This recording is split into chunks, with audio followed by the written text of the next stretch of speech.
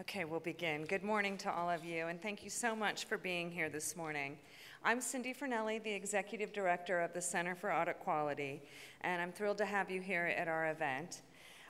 Just a quick moment about the CAQ. We are an autonomous public policy organization based here in Washington, D.C., and we're dedicated to enhancing investor confidence and public trust in our global capital markets, and we focus on public company auditing issues and corporate governance. And I'm delighted to welcome you to the CAQ's 2012 Investor Confidence Forum. Since our inception in 2007, and just before the onset of the recent economic crisis, the CAQ has commissioned the Glover Park Group, an independent polling organization, to conduct an annual survey of the investing public on 4 key questions about the capital markets, what we call our Main Street Investor Survey. We also ask a few topical questions about the current economic or policy issues that may be on investors' radar screens. The survey targets individual investors only. So to qualify for the survey, an individual must have at least $10,000 invested in stocks, bonds, mutual funds, or a self-directed IRA or 401k retirement account. About half of our respondents have more than $100,000 invested in the markets, and that means that just about half have less than $100,000 invested in the markets. The Glover Park Group polls via telephone 1,000 investors in order to secure a margin of error or plus or minus 3 percentage points. To the best of our knowledge, there are no other surveys that focus completely on individual investor confidence in the capital markets, even though investors play a major role in the economic life of our country. So the 4 key confidence questions that we ask year over year are, number 1, how much confidence do you have in U.S. capital markets? Number 2, how much confidence do you have in capital markets outside of the United States? Number 3, how much confidence do you have investing in U.S. publicly traded companies? And number 4, how much confidence do you have in audited financial statements that are released by publicly traded U.S. companies? I'll give you a brief summary of our findings here, but you also have the materials in your packet that have the full survey results in here. And then our panel of experts are going to help us understand what these numbers might mean for our economy and for investor confidence overall. It's been very interesting to track investor confidence during the financial crisis. Cutting to the chase, in 2007, when we started the survey, investor confidence in U.S. capital markets clocked in at 84%. At its worst, confidence fell to a low of 61% in 2011, perhaps because the economic recovery lagged behind expectations. This year, confidence increased to 65%, a statistically significant change from 2011, and that could suggest a rebound. As you look at these numbers over the past 6 years, it's helpful to consider the stock market's performance over the same time period. In July of 2007, when GPG first conducted our survey, the S&P was at around 1,500. In January of 2009, when President Obama took office, the S&P was around 800. And as of yesterday, the S&P stood at over 1,450. So, do investors' confidence mirror the stock market? For those that indicated that they have confidence in our markets, we asked them why they did so. The most frequent reasons investors gave for having confidence in the markets is the economic news that they hear, their trust in the government in general, or the president specifically. But we also asked those who did not have confidence in the U.S. capital markets why they didn't have confidence, and they cited the state of the economy, too much government spending or interference, and too little government oversight of financial regulations and markets. So interestingly, though perhaps not surprisingly, these conflicting reasons tend to split along party lines. And as you will see in the summary report that you have in front of you, investors who have assets of more than $100,000 tend to have more confidence than those with smaller portfolios. With respect to capital markets outside the United States, confidence has declined significantly over the past 6 years to a low of 35 percentage points this year from a high of 65 in 2007. The next two questions are especially significant to the Center for Audit Quality because of who we are and what we do. So let's look at confidence in investing in U.S. publicly traded companies. I think the results are significant. Confidence levels have remained above 70% over the past 5 years. While it dropped last year, it seems to have leveled off again this year. And 70% of investors have not changed their investing behavior this year, though they cited concerns about the U.S. and European economies as reasons that might affect their investing behaviors in the coming year.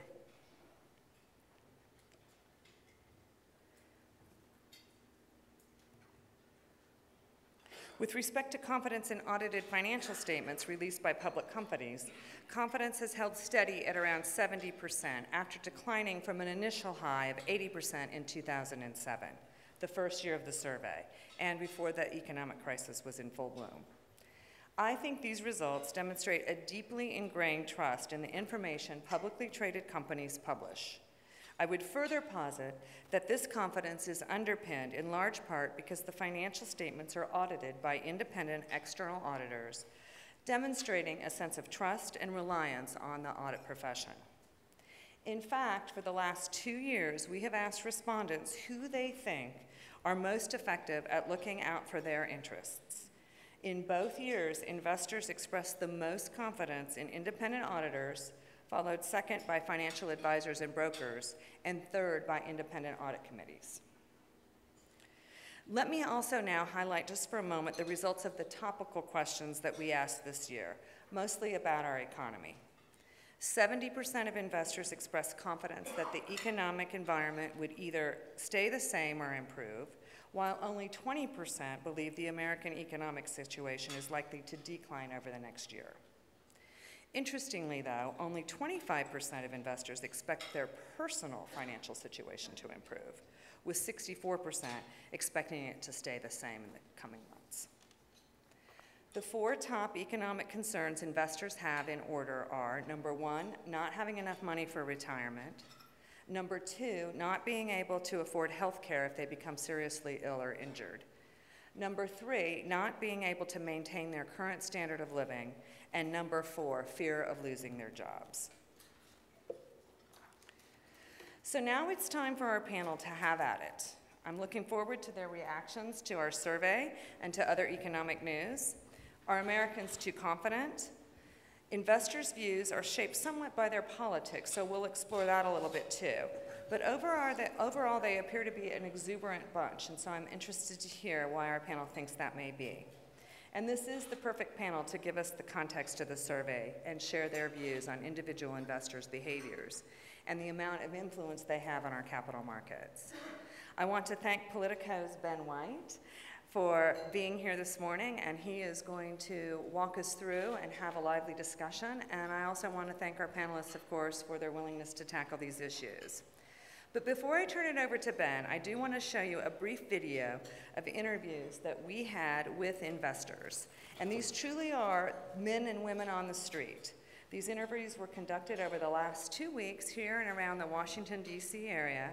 And it's amazing how consistent their spontaneous views were compared to our survey that we conducted. So let's watch the video.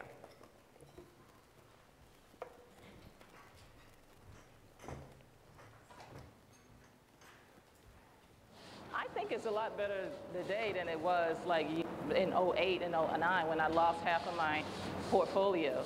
It's volatile, highly riskful, not something that I would participate in given that I have a family to take care of. A lot of risk, really. I think my opinion of the market itself has not changed all that much.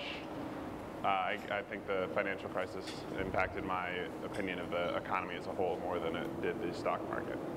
I really don't invest anymore. I don't have faith in it where I used to. I'd rather have my money in a bank account, know it's there. It seems to be doing better. I'm not as worried about it as I have been, I must say.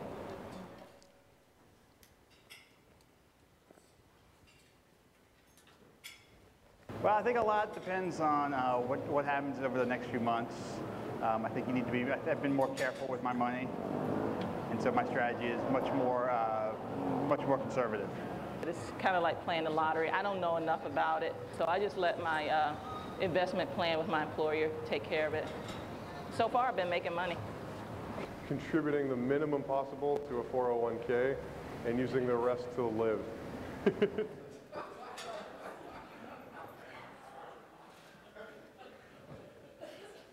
Well, not a whole lot right now. I think if there's a change in administration, that would probably help. I like Obama, and I think that what he's doing with the economy is really helping. I mean, I guess it's the world's second biggest market. It's always succeeded sort of in spite of our poor governance of it. So, you know, I think it will rebound just because it's a big economy, fairly dynamic labor force. It just seems to keep bouncing back. To some extent, it's resilient enough. I'm not especially optimistic, though, in the long run.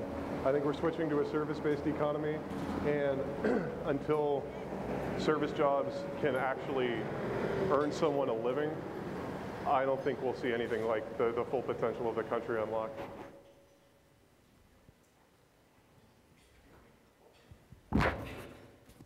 I think higher taxes, a lot of uncertainty in the market. Those would be my two biggest concerns. I still think Europe is not resolved. It was always sort of an improbable union, and it could, if Greece drops out and Italy, Spain, it could cause a lot of problems. Student debt, consumer debt, the idea that we can somehow cut our way into recovery, we've been trying that and it hasn't worked. When it's time for me to retire, you know, I don't want to be, you know, broke or have lost all the value of my investment.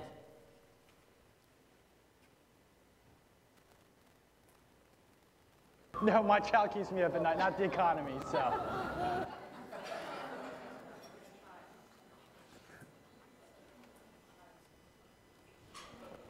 That's the end? That's it. That was a fun video. I'm glad that you got a member of the Blues Brothers to answer questions about the state of the markets and the economy. That was interesting. And the data is all very interesting. Ben White from Politico, thank you all for joining us. We've got a great panel here to talk about these results. And I want to put this survey in context with some other numbers we've seen out today. The Wall Street Journal has a poll that indicates people believe the economy is starting to move back in the right direction. You've got 65% here who say they have some or a great deal of confidence in the markets, and yet we have an environment in which we've still got 8.1% unemployment. We have the European situation seems to have improved somewhat with the ECB moves, but is not settled. We've got China slowing down. We've got corporate profits slowing down a little bit after a great run. Yet the markets are at 4-year highs, and these confidence numbers appear to be improving despite some economic data. They say the market always climbs a wall of worry. It seems like an enormous wall that it's climbing now. And I want to just start, we'll go down the line, start with a yes or no answer. Do you think these results are warranted based on the underlying economic data, or do you think we're irrationally exuberant? So we'll start with Douglas Elliott from the Brookings Institution. I think there's some irrational exuberance. Okay, that's the yes or no answer. How much of it is irrational exuberance and how much of it is based on really solid fundamentals underlying the state of the economy and the markets? What is your view on the current state of the economy and the trajectory of the economy and markets? Okay, I'll give you the longer version. First, short answers. First, I don't know what the market's going to do. I don't know what the market's going to do today. I don't know what's going to be 20 years from now. What concerns me is I think that the public still has lessons that they've been taught over many, many years that are a little off.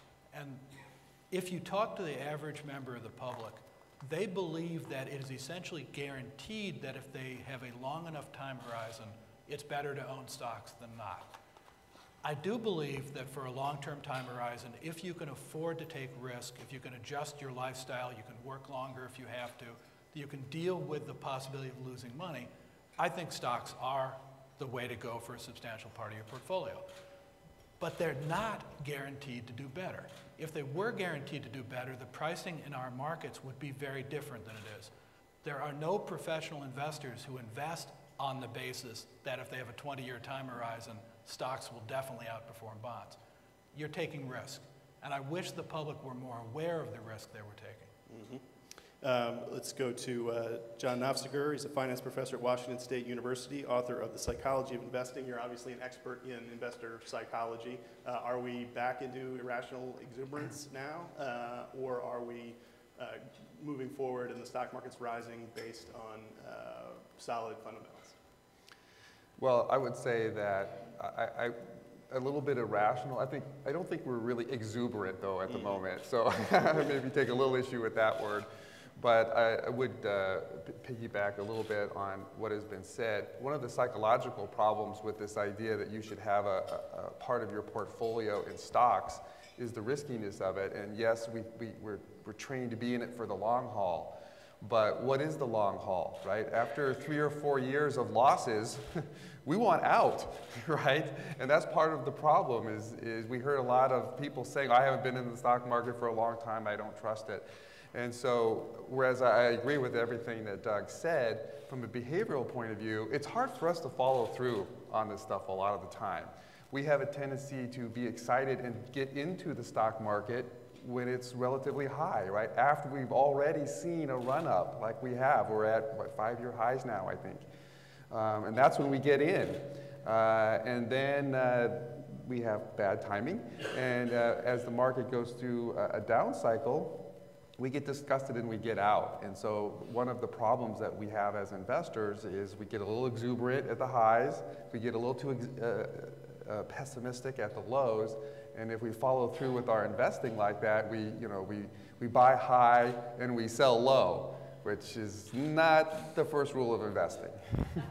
Generally not the most effective strategy on Wall Street. All right, let's go to David Gardner, Motley Fool co-founder and chief rule breaker. He's breaking the rule today by not wearing his Motley Fool hat, though he does have a Motley Fool tie on. If you'll look afterwards, it's very dapper, and we appreciate that. So, David, you're the expert on whether people are acting foolishly or not. Are they currently, are these numbers based on reality? 65%, an upward trajectory in investor confidence makes sense to you, and the other numbers in other survey data out indicating investor improvement in outlook on both the markets and the economy.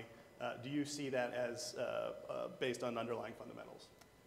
Well, I think that anytime you have a stock market that has nearly doubled from where it was 3 years ago, you have to adjust any sentiment numbers for the performance of the markets, and I know Cindy spoke to that some.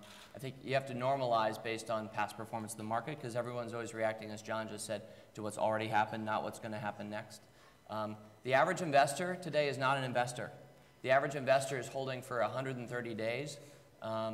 The average mutual fund turns over its assets between 70 and 100% per year. That means that the average mutual fund doesn't still hold on December 31st what it owned on January 1st of that same year. So I feel as if we tend to conflate lots of different types of behaviors and people under the word investor and investing. I would be the first to say that people will do exactly what John said, because indeed behavioral economics teaches us and is really eloquent on this point that people will be reacting to what's already happened. That's why we've always counseled and modeled for our membership and our community at the Motley Fool. Regular, committed, every 2 weeks, invest in the market. You'll be buying high, you'll be buying low because you're buying. You're buying in 2008, 9, 10, 11, 12.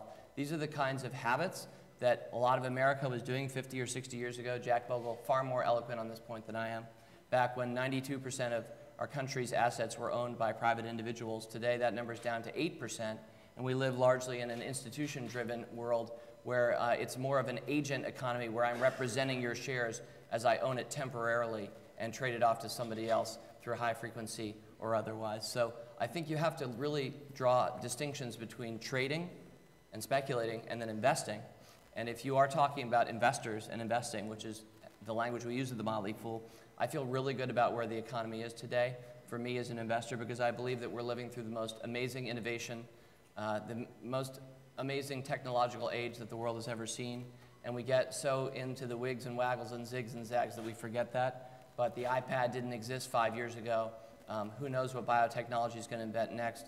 Worldwide longevity is up 1/3 in the last 50 years. We're forgetting a lot of the big picture.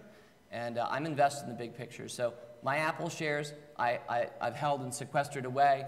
I'm not going to react to what happened last year. I've owned Amazon.com since $3.21 is what I paid for it in 1997.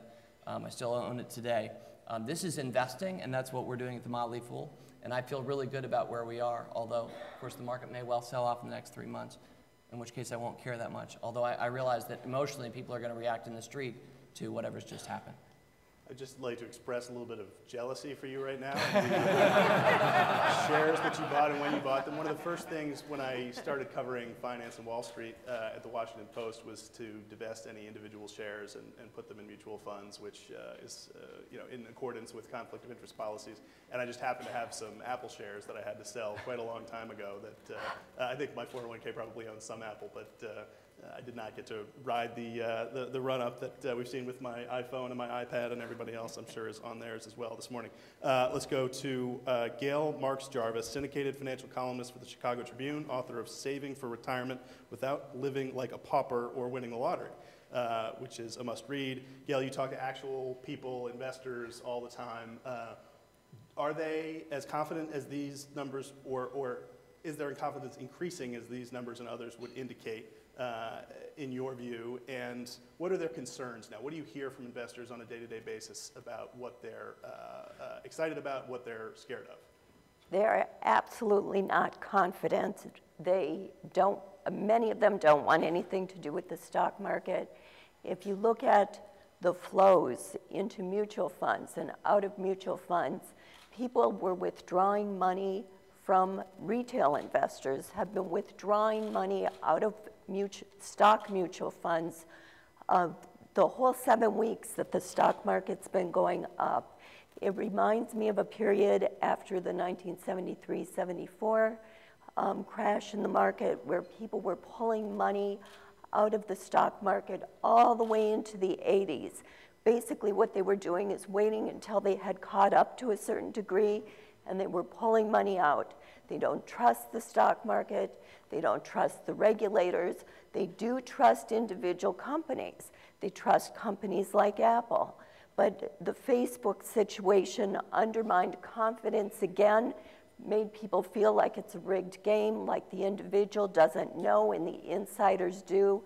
For those of you who may not remember, just before the IPO of Facebook, that was supposed to be the time period in which people were supposed to start believing in the stock market again because they believed in Facebook.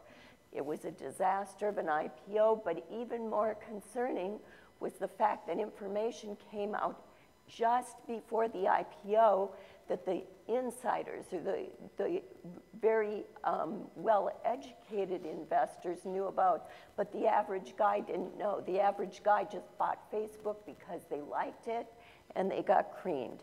And people have very clear memories of that. They have clear memories of the financial crisis.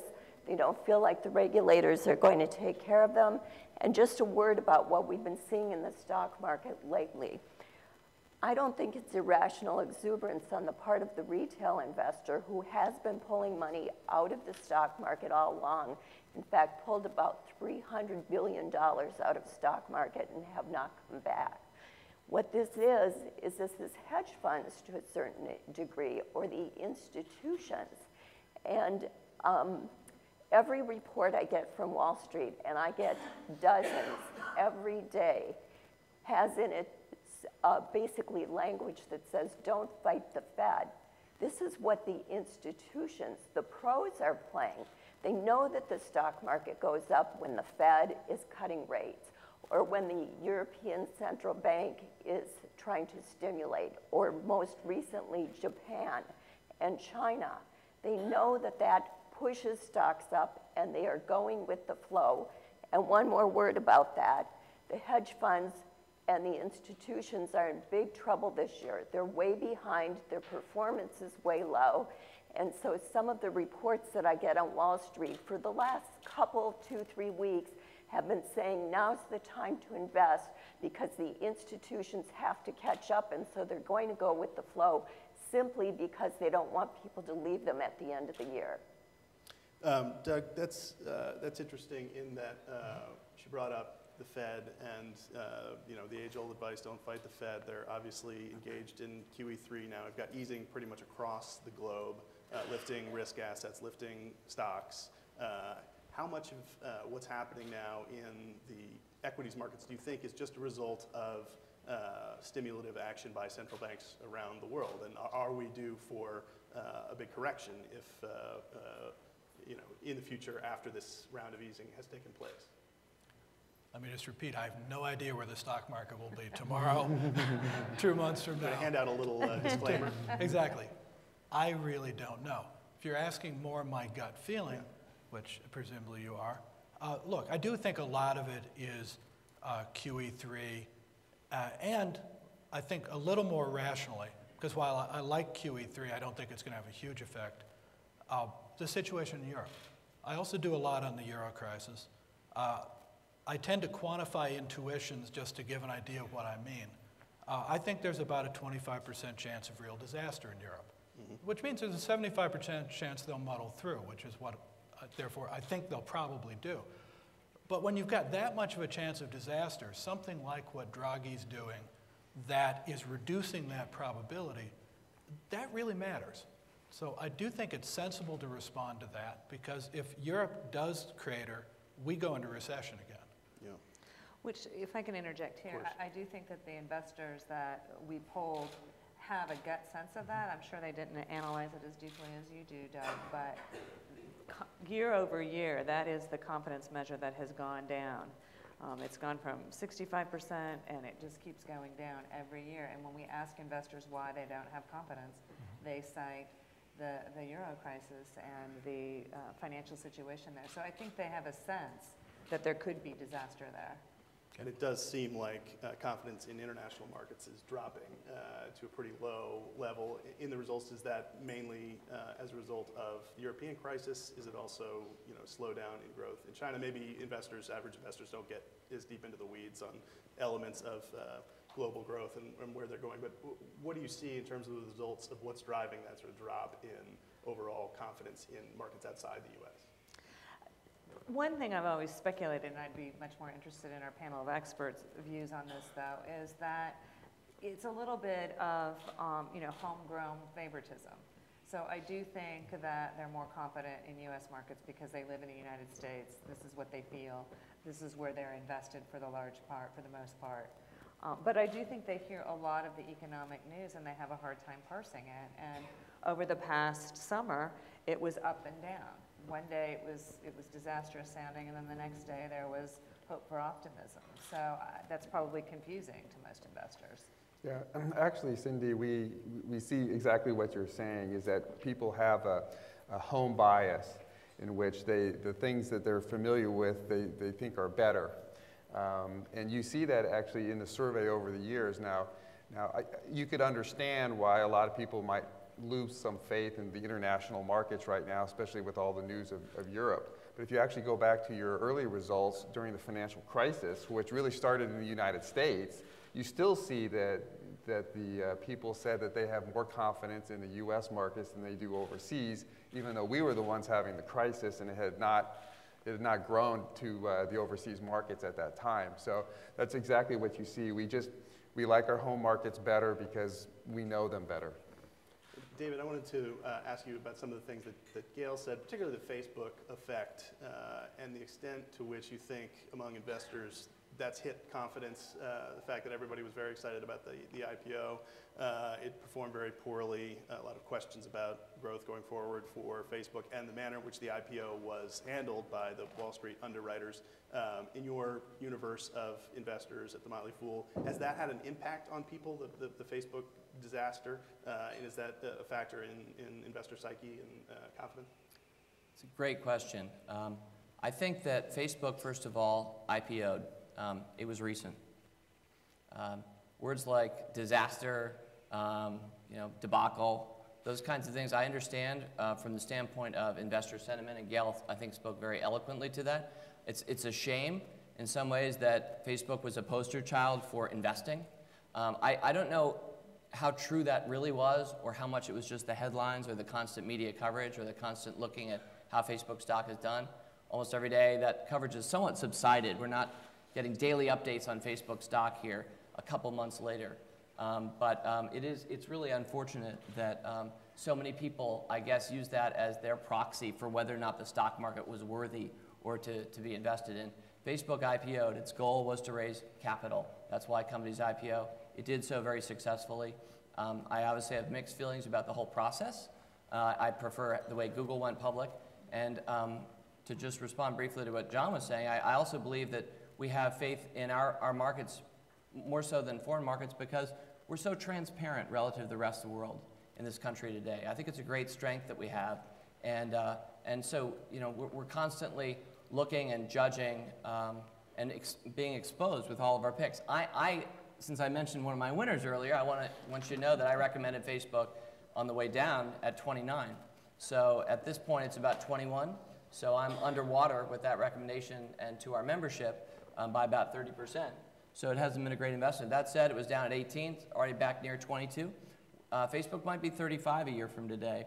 And I also want to conclude this by saying it's just one stock. Mm-hmm. LinkedIn is another great company. It's been a wonderful recommendation, very much in the same space.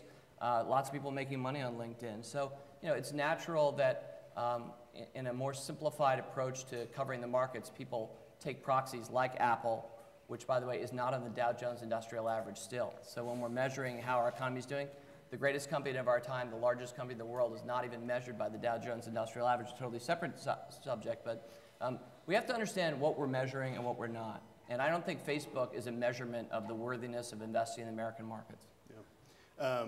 Doug, I want to go back to you and to the economic picture as it stands right now, and particularly the fiscal issues that we face and the fiscal cliff, the possibility of the expiration of all of the Bush tax cuts, the Obama stimulus tax cuts, and the implementation of the sequester spending cuts in January.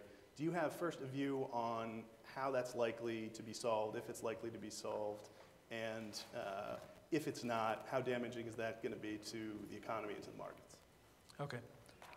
Just give you a little bit of background. I'm a political independent and a moderate, which is a relatively unusual combination in Washington these days. So whatever I'm about to say isn't a partisan spin here. And the reason I emphasize that is because this is such a politically charged issue. Predictions about what's going to happen or predictions about what should happen, it's almost impossible to step out from the two-party frameworks and just talk about what should be done. But I think those people who are in the middle see quite clearly some deal is going to have to be struck that involves some combination of cutting spending and raising revenues.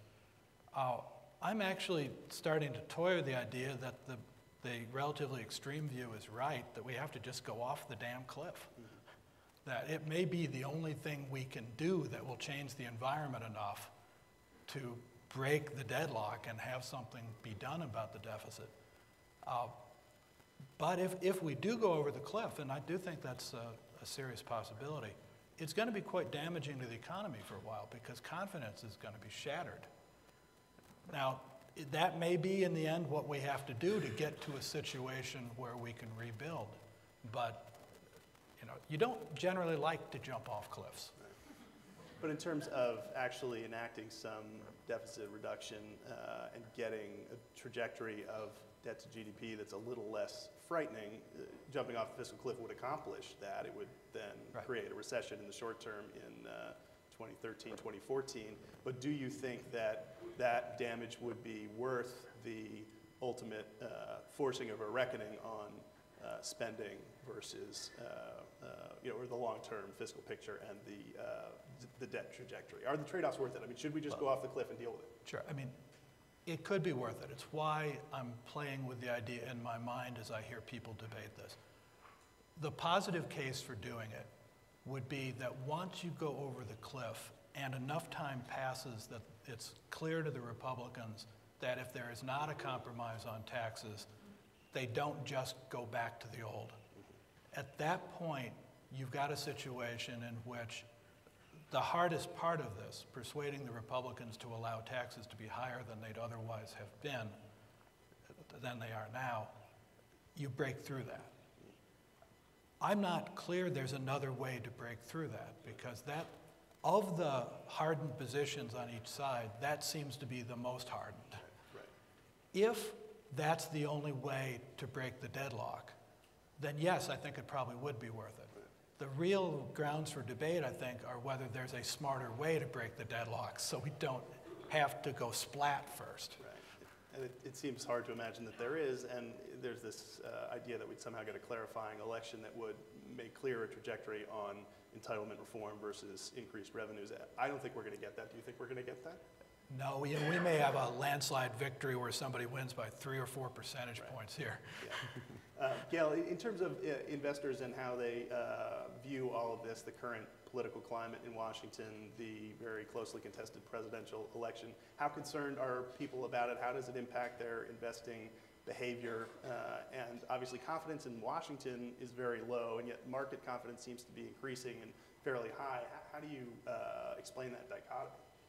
Well, I think that you have to go back to these confidence numbers now compared to the past.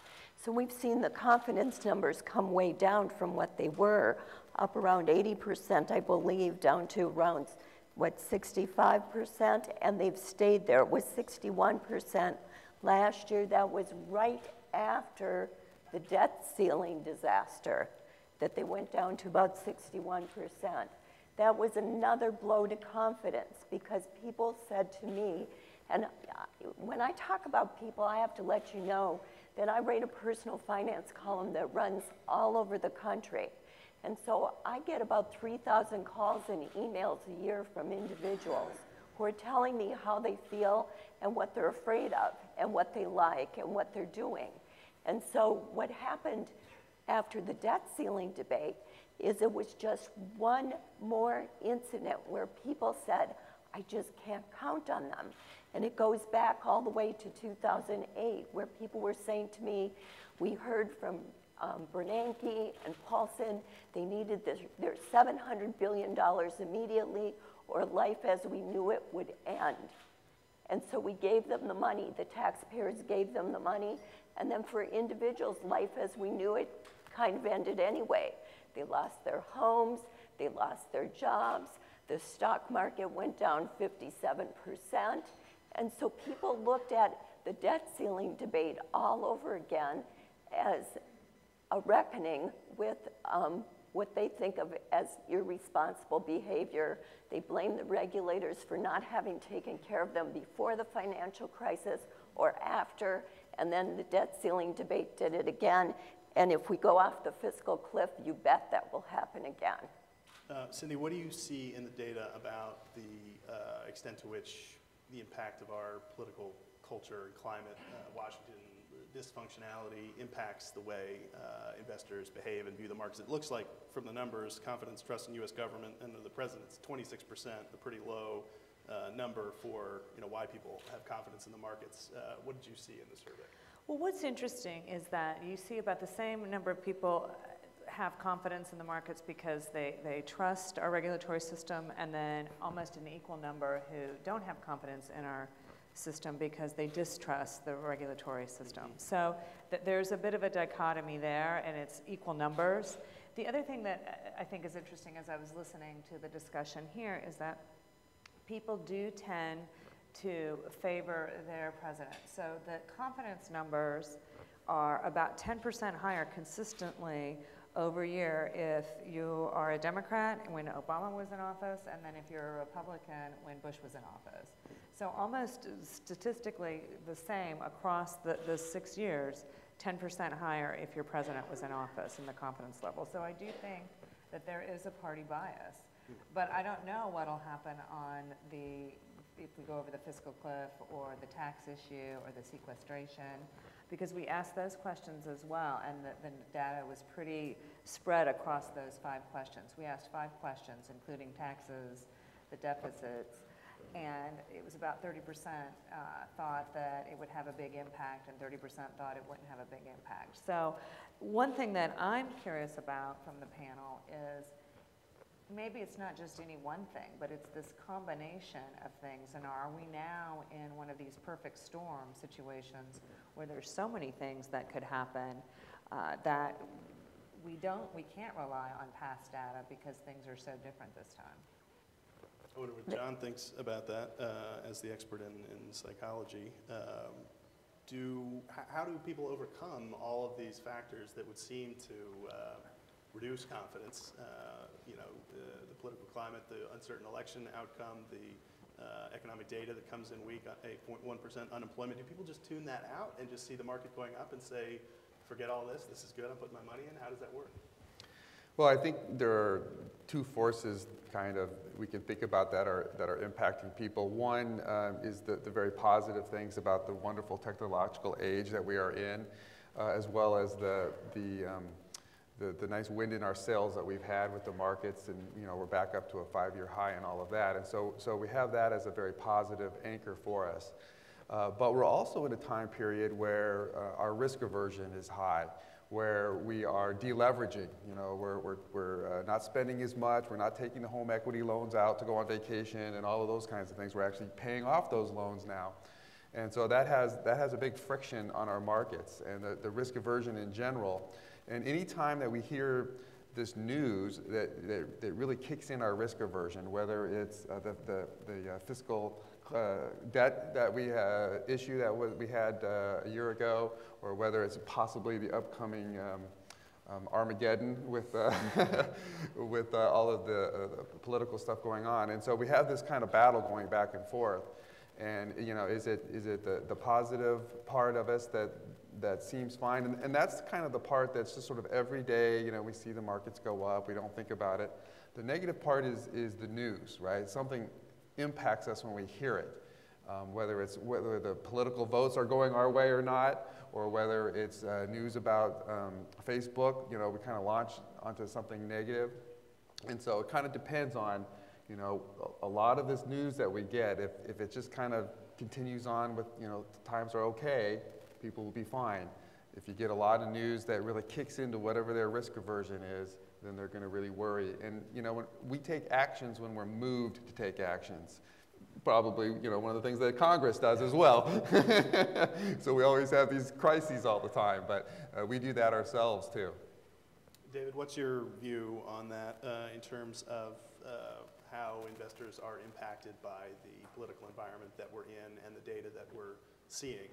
And how concerned are you about it, about the impact of potentially the fiscal cliff or just a generally dysfunctional Congress on the economy and then the markets? Or do you just sort of operate under the assumption that companies, the tech companies you mentioned and others, will continue to perform well and do well in spite of kind of the mess we have in Washington? Much more the latter, Ben. I am a longtime Washingtonian. My kids will be fourth-generation Washingtonians.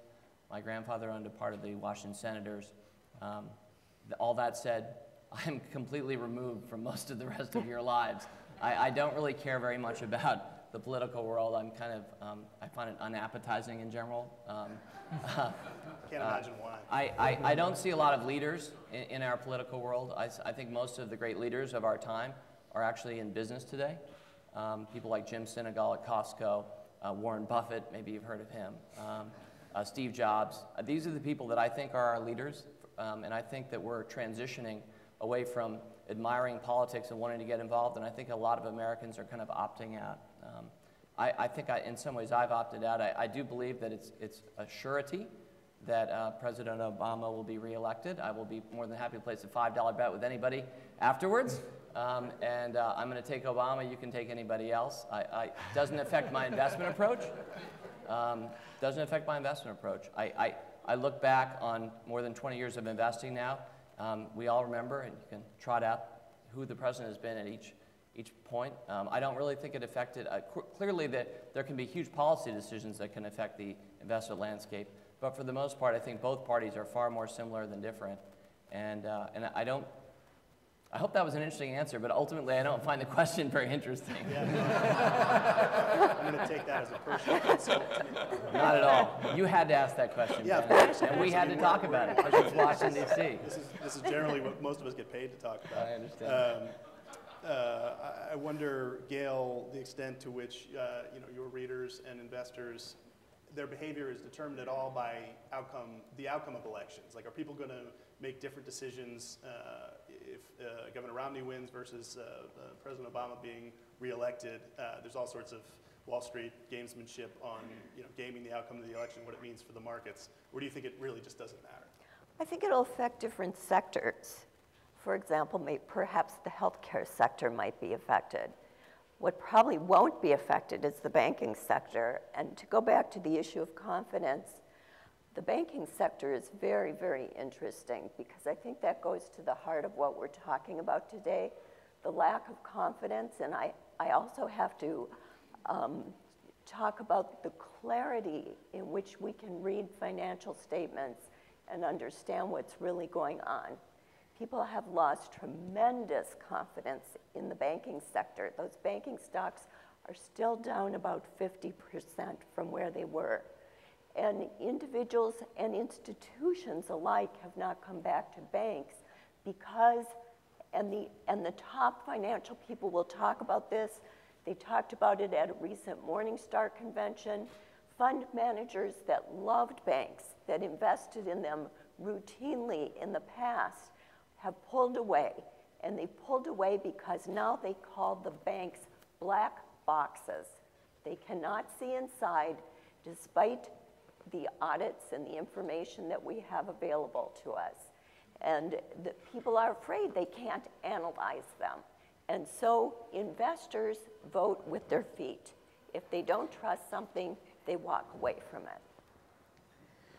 You know, one thing that I want to touch on, and I don't know if it's a proxy for behavior on the election, but we did ask last year and this year too, and John, you touched on this, whether the respondents were planning on making any big purchases in the coming year. So last year and this year, the numbers were exactly the same. 25% said yes, and 74% said no.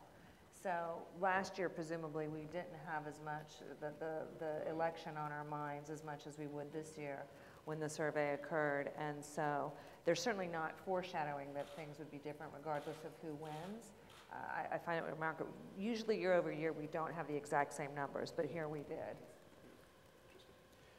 I wonder, Doug, what you think about the general view, it seems to be growing in the investment community and the broader public, that the economy is improving, which I can't quite understand based on the data, which don't seem really to be improving. Do you think that's a well-founded view? Are we moving towards a period of stronger growth that would underpin these numbers? I essentially do. I mean, I don't want to be exuberant at all here.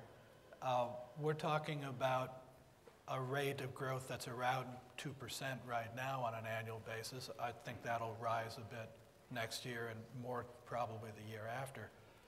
My guess is that what's really happening is that people have gotten past thinking that the recent disaster was going to get even worse. They've sort of gotten over the immediate effects of that. And they've gotten used to the fact that we're growing at about 2% a year, and they're no longer comparing that so much to growth rates of 5-6 years ago. I think it's more a question of they're adjusting to the new normal. Right.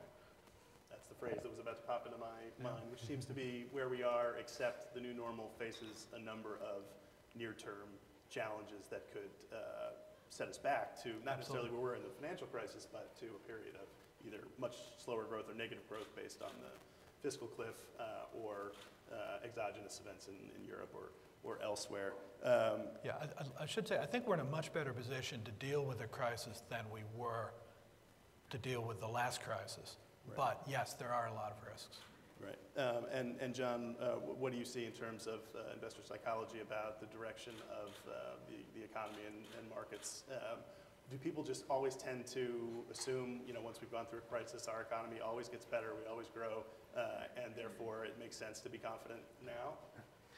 Well, we've been well trained throughout all the great financial advice that have been given to us over the years, and what we've seen over the many decades. We've been well trained to know that, yeah, markets go down sometimes, but we try to hold in there because it'll always come back up. The interesting thing, of course, is that that's not always true. You know, it's kind of true if you've looked back 50 years, but if you look back a couple hundred years, if you look at other countries, you know, we learn from the past. Obviously, it's hard to learn from the future, but you know, what past do we learn from? And it tends to be the most recent, and it's been you know, a pretty nice bull market with some little dips in it now and then, and so we've kind of learned that that's what we should be doing. But you know, whether the future holds that actual outcome or not, I don't know. There are a lot of frictions that we're going to see, not just, you know, these potential events coming up, but we have a consumer-based economy, and when you have high unemployment and high underemployment, those are a lot of people that aren't spending as much money as they normally would be.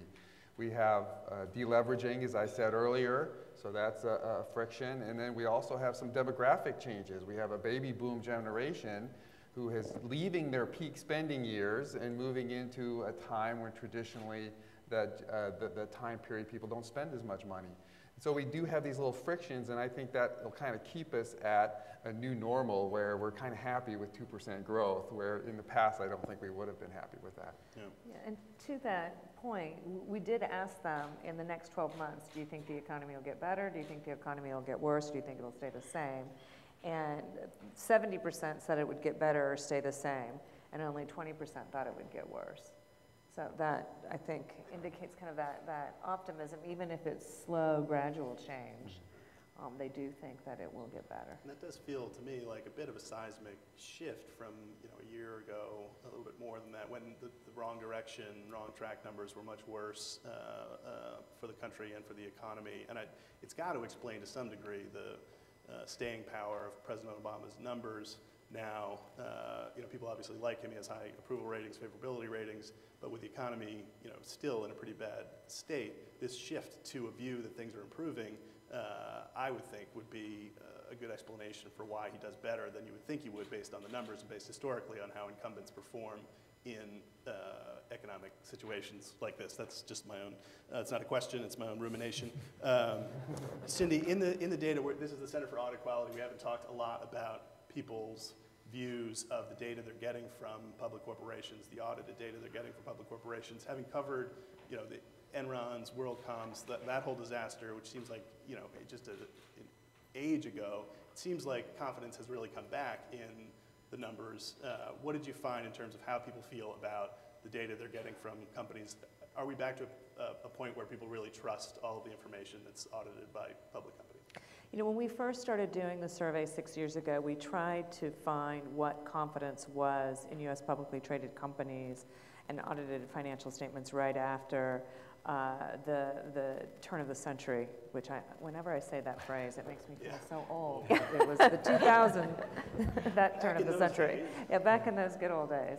And the best we could find, and it wasn't as comparable to what we're talking about because they didn't go out and ask individual investors, but the best we could tell it was about 35% immediately after the Enron WorldCom crisis. In publicly traded companies and audited financial information. And so the fact that we're back at 70% now, I think is a very, very good sign, and I think it shows that there is trust in the system. We do at the CAQ, and some of the materials on your table support this, is we find that the man on the street investor perhaps doesn't understand the financial crisis all that well, the financial process, and I'd be interested in Gail's views on that. So they don't quite understand the whole process, what the audited financial statements mean, what goes into an audit, and yet they have confidence in that. And it's also borne out by the question that we've asked the last 2 years, who do you trust the most? And it's public company auditors, independent auditors, it is brokers, financial advisors and brokers, and then independent audit committees. And the group that comes in last place and has the last 2 years is the regulatory and governmental process. So they do have, and John, maybe it goes a little bit to what you and Gail were both saying, they have confidence in the individuals that are there that they perceive are looking out for their interests, as opposed to institutions that I think they have distrust in or don't trust as much for looking out for their interests. Gail, what do you think about that in terms of the level of confidence that people now have in audited financial statements and what they're hearing from companies? I mean, people now believe it again fully? Yep. So I think of people in kind of two different groups. So there's the regular investor who maybe has some mutual funds that are in a 401k. They don't even know about audited financial statements. They put money into their 401k because they have to. It's there at work. They know they're supposed to save for retirement. They've lost confidence in their 401k, and in some cases, their employer for giving them the funds they have.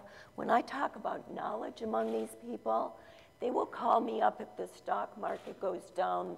If they see that they've lost money in their 401k, they'll call me and they'll say, I've got this fund. I've lost $5,000 in it. It's always a number. It's never a percent.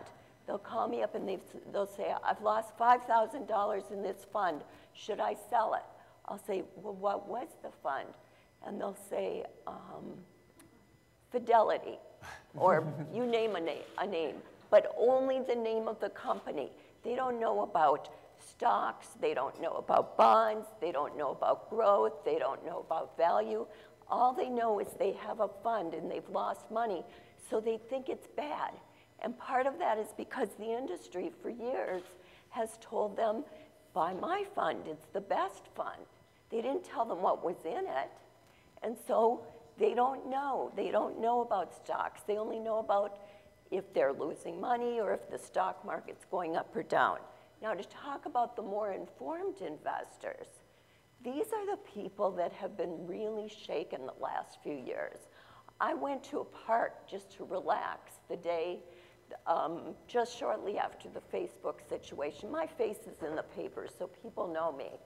I was sitting in the park with friends, and about 20, it was in a very affluent area of Chicago, about 20 individuals that day that I didn't know, who were all wealthy individuals, many of them traders, former traders, investment bankers, came to tell me how shaken they were by the Facebook situation, because that was a situation where the regular investor didn't have the information that was in reports, but not readily accessible to the individual. So we're talking about two different kinds of people here, all shaken, but for different reasons. Yeah, I wonder, David, what do you think about that? You know, I hate to go back to the Facebook situation again, but it clearly undermined some of this advance in confidence of what companies tell us that had improved so much over the last 5, 6 years, 7 years. Do you have full confidence aside from that and sort of the limited amount of data that came out of Facebook that could have helped investors? Is that just an anomaly? And in general, do you feel that we are back at a point where just about anything that a big company tells you, you can bank on in terms of audited financial results? Well, I'm very grateful for the auditing standards that we have in our country. They've served our country well, and it's an important thing for private and public companies. No matter how many rules or how much regulation we put around it, if somebody has something bad in his or her head and is in power and wants to do it, often they'll get to do it. And I certainly have owned some stocks. I owned a little Enron in my son's account. Krispy Kreme was a really bad stock pick on my part, but I blame myself partly. I also blame my love of donuts. I also blame the CEO at the time, who was operating somewhat fraudulently. So, these kinds of things are always going to happen. Of course, at the Motley Fool, we're focused, our mission is to educate, amuse, and enrich. I like to go back to that first word, educate. I truly believe that of the 3 cardinal subjects that affect our destinies most as adults in this world, I'll just put out there quickly, I would say health and nutrition, I would say money and finance, and I would say something like productivity and being organized. Sadly, none of those 3 has ever been part of academia writ large, and so as a consequence, we keep creating generations of adults and losing more and more adults in the world who don't actually have basic information in their heads about these really important subjects. So at The Fool, we're all about trying to teach people because it is indeed the greatest antidote to fear and ignorance and bad decision making, education. There is no standard curriculum that teaches education and investing, that teaches investing in money to our kids. That's really sad. My brother quipped recently that we often call it financial literacy, which is a phrase that sounds to us like medicine on top of homework. You know, whoever was diabolically trying to keep our world ignorant about money named it financial literacy so that we would all get bored by it and not really have a love of it or interest in it. So we're all the time trying to educate. Medieval map makers, when there was something that they didn't know, up in the corner they would write, "There be dragons." They didn't write, "I haven't been there," or "No one quite knows what's up there." We tend to make bugaboos, boogeymen of the things that we don't know, and the more that money and finance that is true of, the harder it is for people to be confident or make the right decisions. So what would you rename it if we're not going to call it financial literacy? What should we call it? Fool.com. You won't give it up, man. May I add something to that? You absolutely may. I think it's a disgrace that we don't have more education about handling money.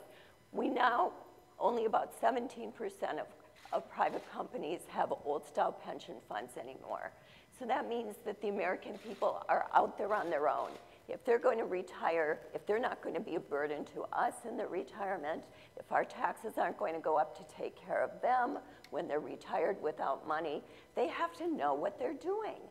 And they're totally lost. I talked to you about the people calling me. They don't even know what a mutual fund is. And yet we throw them into these in the workplace. We just can't do that. And people don't know about basic compounding. If you don't know about basic compounding, you don't know, as what I said in my book, that if you started on your first job just putting $20 a week into a simple index fund, you'd have close to $1 million by the time you retire. And yet the reason I named my book Saving for Retirement Without Living Like a Pauper or Winning the Lottery is because the Consumer Federation of America did some research a few years ago, and almost a quarter of Americans thought they would be more likely to win the lottery than to ever save $250,000. Now, we can't tolerate that as a society. People have to know what they're doing. I do hasten to add that both Gail and I obviously feel very strongly on this point. I believe it's on every adult to seek this information. It's just a click away, and you don't have to go to Fool.com. There's this little site called Wikipedia, which can help you answer questions like, what is a mutual fund? So, I mean, each of us has to have an internal motivation to pick up this subject, realize that if we're not interested by it, our kids are probably going to be interested in going to college. You know, so it is like most things in life. I'm not going to sit there and say one side needs to do a better job. We need to educate better. What are our schools doing? The truth is that I'm speaking to a room full of individuals, and I hope this reaches a lot of people besides this room, of people who need to learn this. And you need to know that, and you need to go seek it out. It's right there. It's not far away. 5th grade math. You know, I was at Tulane University on Monday talking to their business students, and one of them asked me just a brilliant question, I thought, because I was talking about the role that public company auditors play in the system and the role that regulators play in the system and audit committees and going through all of what we call the stakeholders or those that have responsibility. And one of these kids raised his hand and he said, well, what responsibility do investors have? Don't investors have some responsibility to educate themselves and understand the system and the process? And it's something that we don't often talk about, but I thought it was a great question that he asked me. Yeah, John, do you find that people are as kind of clueless about the financial world as we're making them out to be now? I do think that there's a large set that, you know, like they've been saying, we kind of have to pick up this information here and there, and if we're not seeking it out and specifically trying to train ourselves, we read a great article, or, you know, we pick up a personal finance magazine and we see some stuff on TV, and we only kind of learn some of it, right? And then, unfortunately, we get this illusion of knowledge where if you go on the internet, you can get all of this great information, this great accounting data, and let's say we completely trust it, right? Most of them still don't know how to interpret it. And so the problem is you get all this information, and you think that somehow you have wisdom because you have information. But you don't if you don't